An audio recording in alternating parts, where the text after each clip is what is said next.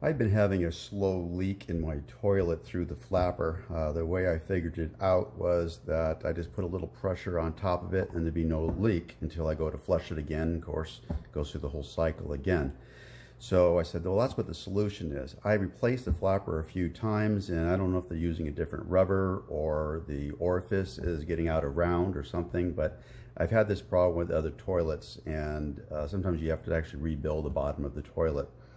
This is the type of flapper that's going to be in the toilet we're going to change, but it's pretty gnarled up. And the way that we go ahead and fix this problem, you don't even have to remove the flapper at all. So I wanted to show you how I'm going to put it outside as I build it right here, and then I'll install it in the toilet without removing the flapper. So anyway, this is another brand. It actually would work and has worked in the past on the same toilet. But it's not working this time. They all have the same type of thing where they lift it up, and these are hollow, and so basically it kind of floats up in the water till it gets down to a certain point and then just flops down and holds down in place. And that's going to be kind of key in a moment here, as I'm going to show you how we take advantage of that. So what I want to do is like, well, how can I put some pressure on this without me having to put pressure on it with my hand or a stick or something each time? And what I came up with was basically creating a weight. And I'm going to drill a hole through the bottom and a drill through the hole to the top, and then put some weight items in there that won't rust or anything like that. I'm going to go ahead and use some glass beads head around, but you can use anything, some fishing weights or anything like that will work out well, and you can adjust what you want to do. And the idea is the hole isn't going to be any bigger than it really needs to be. So as it comes back up, it may gain a little bit of air and float a little bit and won't come back down so hard.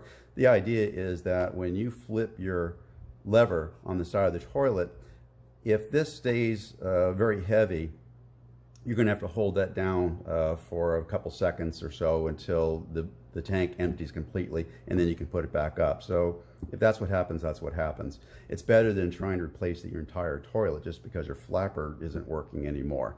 So this is what we're going to go ahead and do. This is going to be a hole. It's going to set right over where the chain goes right on here, and then a hole right here, and where the chain will come up through. So let's go ahead and just use plain old scissors like this. Not very complicated. Right in the center.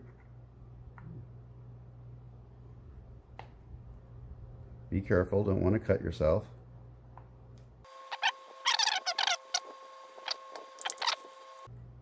Okay, here we go.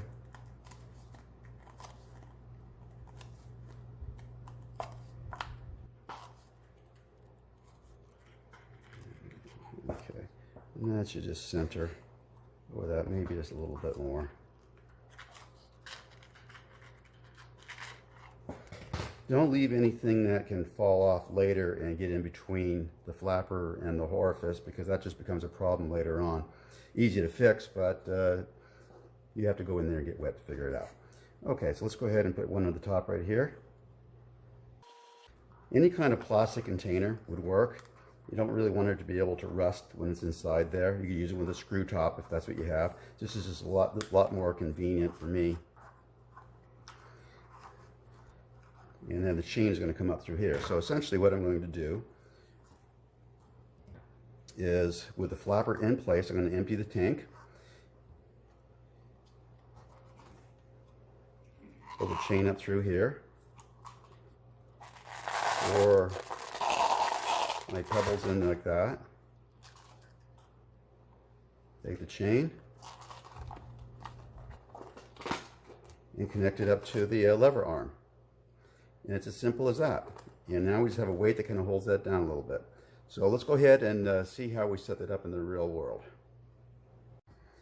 Okay, first thing we're going to do is stop the water from refilling the bowl so I can work on it a little easier. And I just put a little water bottle in here, just lift this up, and it kind of locks it in place. And that way when we let it flush, it's not going to refill. We have a little time to work with it. This is kind of handy if you don't want to have to use the valve underneath the toilet. Many times those valves, if they've never been replaced before, just don't work anymore, and you end up breaking them. So this works out really well as long as this is functioning okay. And so let's go ahead and let this flush down.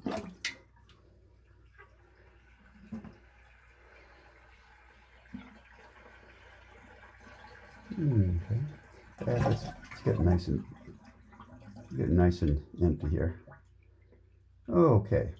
So we have about this much room to play with right here. This is about what we have in that. Sometimes you may want to use a smaller device. And all I have to do is disconnect from this thing right here. Place this over it like this.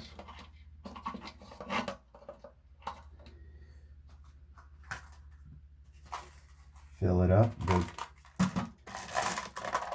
some of the stones.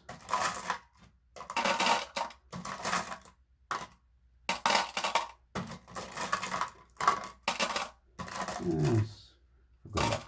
Okay, and then reattach this.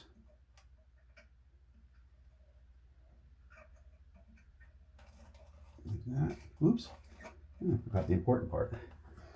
Now you don't have to put the lid back on here because the stones aren't going to go anywhere. But if you want this to float a little bit and kind of delay it going down, it's a good idea to go ahead and put a little top on it like this. And seal it.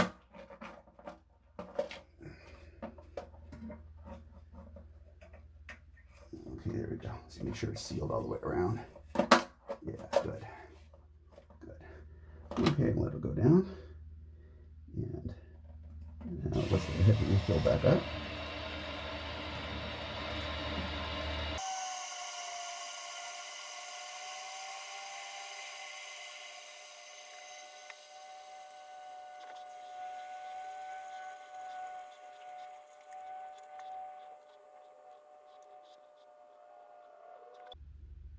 Okay, and we'll give it a shot now.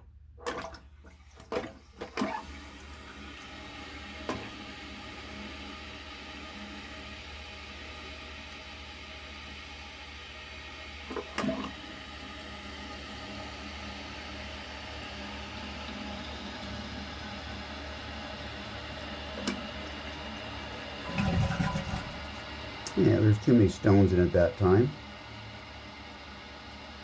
And the water is just coming right back up on it. So it'll fill back up. Anyway, when we take this apart, when I took this apart before, this was working just fine. So if you have any questions, go ahead and ask me in the comments below. Please remember to subscribe and share this video to help disabled animals with donated wheelchairs.